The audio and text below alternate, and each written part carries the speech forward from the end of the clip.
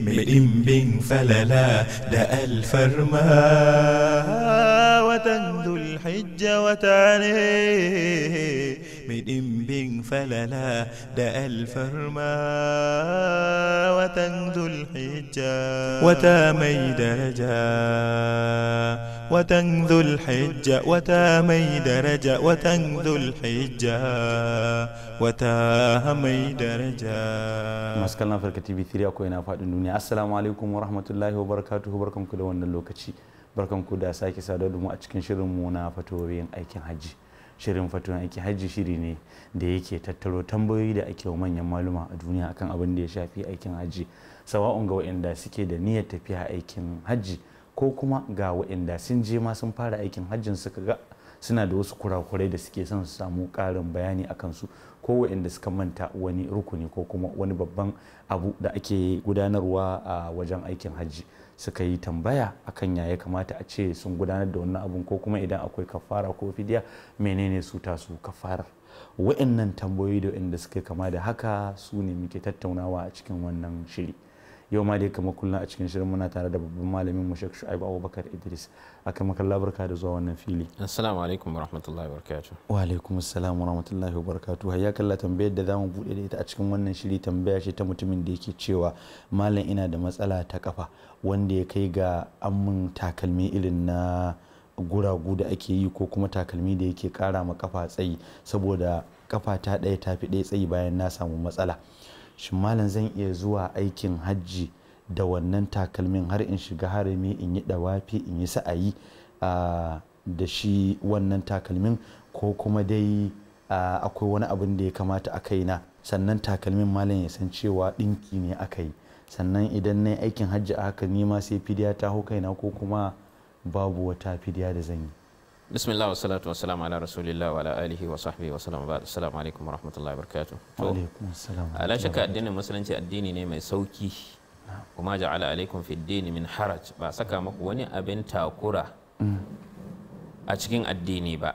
Saboda haka wannan yanayi da ya samu kansa, wannan ba abin da wato ya hau kansa, zai iya yin aikin hajjin sa haka sanye da wannan takalmi da duk ibadan da yake yana yi da su, sallah zai yana yi da shi da kuma saboda haka babu wani abu wanda hadisin da ya tabbata Bukhari da Muslim, hadisin Abdullah bin Abbas da hadisin Abdullah bin Umar na abinda mai ihrami zai saka, annabin Allah cewa ya faman lam yajid na'alaini falyalbasi al-khuffain wal yaqta'u ma asfala min al-ka'bayn.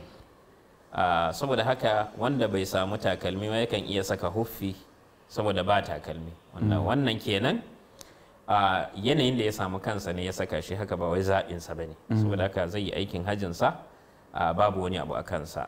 Annabin Allah ya ce wanda bai samu takalmi ba ya saka huffi ya yanke shi kasa da wato idon sawunsa, wanda ya zo a riwayan Abdullahi bin Abbas cewa ma ya saka huffi kawai. Saboda haka wannan shi ne. Na'am, to Allah ya saka da alheri. Malam mai tambaya ta gaba na cewa a karantarwa ana cewa ba kyau mai aikin mai ihrami ya sanya turare. To malam yanzu muna da sabulu na zamani masu kanshi sosai, ya hukuncin yin wanka da wannan sabulu yake ga mai ihrami, ko kuma shi ma an hana? To ai me manufan hana turare din? Me turare? Abinci ne shi? A'a, kanshi ne. Saboda haka duk abin da yake da kanshi, sawa'un sabulu ne ko menene mai kanshi, duk dai ya dauki hukuncin turare din. Saboda haka ba za a yi amfani da shi ba. Na'am. To malam Allah ya saka da alheri. Malam wannan cewa yayi ina son in yi aikin hajji na da umara, to amma ina da wani rauni a kafa, har raunin yana fidda ruwan diwa, wasu lokuta ma har da dan jini saboda ciwon siga ne yake da shi. Yace to malam zai iya yin ihrami a haka ya gudanar da wayannan ayyukan ko kuma? Zai iya yi, babu wani abin da ya shafi aikin hajjinsa ko umransa saboda wannan jini ko iwa da yake fita daga jikinsa. Baya daga cikin cewa mahduratul ihram kar jini ya fita a jikin mutum ko wani abu makamancin haka, matukan jinin ba jinin aihuwa ne ko jinin al'ada ba, wanda shi kansa ma bai hana aikin haji ba. Jinin al'ada da yake fita da jinin haihuwa nifasi, duk wayannan ba su hana aikin haji ba. Illa kawai abin da aka ce kar mace ta yi shine dawafi. Kenan mai istihada da jini ke zuba mata ma duk an za ta yi komi. Gaskiya. Mai babu aula a ce wannan da dan jinin da yake fita na rauni, wannan ba wani abu bane. Na'am, to Allah ya saka da alheri. Malami wannan tambayar cewa yake yi ya halatta ga alhaji ya tafi arfa ranar 8 ga wata maimakon zuwa Mina? To la shakka wannan bai kamata ba. Hadisi ya tabbata musnad na Imam Ahmad, annabin Allah sallallahu alaihi wasallam ya hana mu shishigi a addini. Yake cewa shishigi shi ya halakar da waɗanda suke kafin wannan al'umma din. Saboda ka yana cikin shishigi mutum ya da gaugawan abin da bai kamata ba. Tunda annabin Allah sallallahu alaihi wasallam shi yayi wannan aikin haji. Da ya aikin haji ce khudhu anni manasikakum. Ku ɗauki ku koyi aikin hajjin ku daga guri na. Kenan sai mu kalli farko kafin kai wannan aiki ya kamata ka tsaya ka yi karatun tanasu ka san yadda annabin Allah sallallahu alaihi wasallam ya yi wannan aikin ta wajen karatu da bincike da tambayan malamai. Ka gaya annabin Allah ya yi kuma ka san cewa matukar kana son ka samu ladan aikin hajjinka da ake cewa hajjin mabrur laysa lahu jaza illa aljanna man hajja hadha albayt wa lam yarfud wa lam yafsuq raja'a ka yawmi waladatu ummuhu. Ba zai yi ka samu wannan ba fa sai ka yi shi yadda annabin Allah ya yi. Ya yi a aikace ya bayyana, kenan aikin hajji ya haɗa abubuwa guda biyu da bayani da kuma aiki. To saboda haka me ya kamata mu yi, kuma sahabin manzon Allah amana sun nakalto mana duk yanda ya aikin hajjinsa, duk wani abin da ya aikin hajji sun nakalto shi. So daga ranar 8 abin da ake shine ake ce masa ranar tarbiyya, shine ranar fita zuwa Mina a kwana.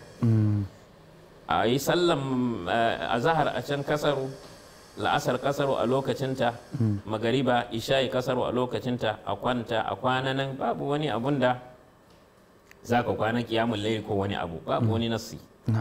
A tashi a yi sallah asubahi daga na fara shirye-shiryen fita arafa. To me za ka je ka yi arafa? In ka tafi arafan kansa in mutum ya tsammako ya tafi ma ba wata ibada da aka kwallafa mata, saboda lokaci kowace ibada da aka kayyade ta lokaci ba a yin ta kafin. Misali ka ce azhar za ka je wata ka yi ta sallah asuba ko ka yi ta kafin rana ya goce daga sama. Kaga idan ka tafi masallaci kafin wannan lokaci, in ba lokacin wata ibada ba sai dai ka zauna kawai. Amma ga nan inda ibada ne ka zauna shine Mina din, sai ka tsallaka ka tafi, to me za ka je ka yi? Saboda ka la shakka wannan kuskure ne. Ba za a ce rashin kwanan da ya yi a nan akwai wata fidiya da ta hau kansa ba, sai dai ya saba wa yanda annabin Allah sallallahu alaihi wasallam ya yi. Saboda ka wannan gaggawan bai da amfani, wanda idan misali shi abin koyi ne waɗansu za su iya fahimtar cewa wannan ma ibada ce. Ne zama shi shugaba ne ko jagora ko malami. Yawwa sai zama na cewa wani zai dauka cewa shikenan ai malam wani ma ga abin da yi. Saboda haka bai ma tafi mana baran 8 ga wata kawai wucewa sai a dauka cewa kawai shikenan aikin ma haka yake. Da haka dama ayyukan sunna suke bacewa, bidiyoyi suke bayyana. Sai a kirkiri wani abu alhali wannan abin ga yadda tsalsalarsa yake. Saboda haka bai kamata a ce kamar yadda na nana ta cewa alhaji in zai tafi wannan aiki wannan zunzurutun kuɗi da zai biya kada je asaran su a banza. So da kuɗin nan ba su ne za su saya masa aikin ba, a'a kuɗin nan taimako suka masa ya je ya yi aikin nan da zai kuma ya je karanta ya za a yi aikin nan. Saboda ka bi silsilan yadda ake yi, ya tambaya ya ake kaza. Shi yasa dukkan khalifofi daga zamanin annabin Allah akan sa jagora wanda zai jagoranci mutane a aikin hajji, saboda muhimmancin wannan aikin. Ba bar shi sabar kara zube cewa kowa ya je ba. Hatta bayan annabin Allah khalifofinsa idan za su yi aikin hajji ko su jagoranci tafiyar ko su jagoranta da wanda zai jagoranta, haka wanda suka biyo su lokacin Abdul Malik, Hajjaj bin Yusuf da irin abubuwan Hajjaj da aka sani ya sanya Abdullahi bin Umar shine abin koyinsa.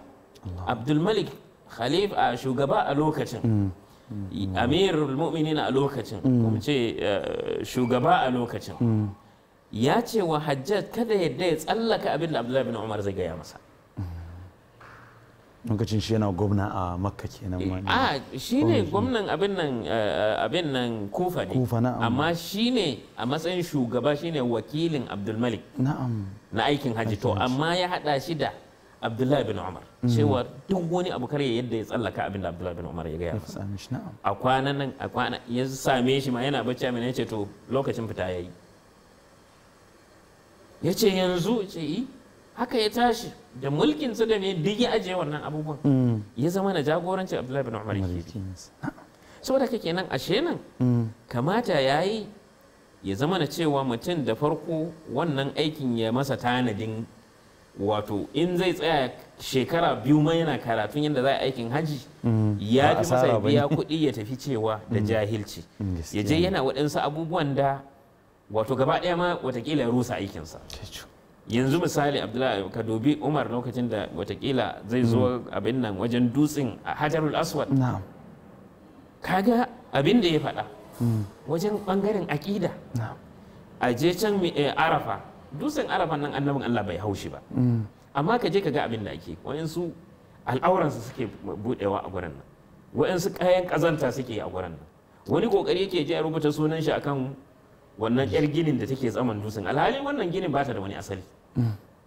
Saboda ka kamata ya yi ka dubi wannan abin da aka faɗa na aikin haji.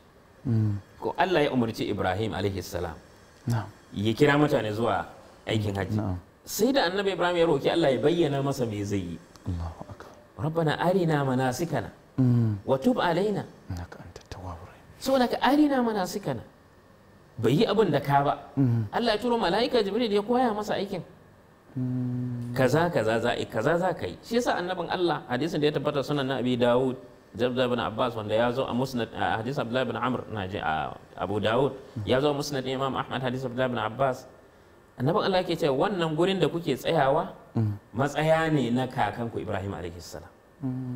So daga ashe nan wannan ayyukan ana yin su da tsari ne, ba da ka ba, ba kuma da ra'ayin kawai cewa a mutum ya yi abin da ya ga dama ba. So daga menene na gaggawa ka tafi ranar 8 ka tafi Arafa ka je ka yi, inda mutum ya haƙuri ma washe gari za a je da shi. Kuma an je din ranar watakila ya gaggawa ce bari ya dawo Muzdalifa, duk ji ya zama na cewa ya rurrusa ayyukansa saboda gaggawa. Saboda ka kamata ya yi wato wannan aiki yana bukatar nutsuwa, kuma a yi shi yadda annabin Allah ya yi, kuma ya ce a yi shi kamar yadda ya yi. Wannan to Allah ya saka da alheri. Sai malam wannan bai cewa take yi, malam ya halatta ga mai jinin haila ta zauna a mas'ada wajen da ake yin sa'ayi din nan? Ya halatta. Wanda hadisin da ya tabbata a Bukhari da Muslim, hadisin Aisha lokacin da ta yi jinin al'ada ya zo mata, ce mata yi ta yi komai sai dai kar ta yi dawafi. To nan akwai tattaunawa, shin hana ta dawafin saboda shiga masallaci ne, ko kuma a'a hani ne wanda la yu'allal, wato ba za a ce ga dalilin ga illan hanin ba, kawai dai kar ta yi dawafi, saboda dawafi nau'i ne na sallah, kamar yadda ya zo athar ko kuma hadis Abdullah ibn Abbas a cikin sunan Tirmidhi, cewa dawafi kamar sallah ne, sai dai an rangonta yin magana a ciki, saboda ka in mutum zai magana kar ya faɗa sai kar ya magana sai alkhairi, wato kar ya faɗa sai dai alkhairi, to in zai magana ya faɗi alkhairi kenan. Saboda haka shin saboda wannan ne kenan a da can shi mas'a wajen sa'ayi kenan yana wajen masallaci baya ciki. To a nan idan muka ce illar da yasa aka hana shiga saboda masallaci, kenan a yau ba za a shiga ba saboda mas'a din ya shiga cikin masallaci. Wannan shi ne. Na'am, to za mu tafi wata rabin lokaci daga amsa wannan tambaya insha Allah. Idan muka dawo za mu ɗora akan tambayoyi na gaba. Masu kallo kar ku nisa, ku kasance gab da akwatin talabijin ɗin ku karɓi wannan sako. Bayan mun dawo insha Allah za ku ji ɗauri akan wasu fatoyin, sai mun dawo.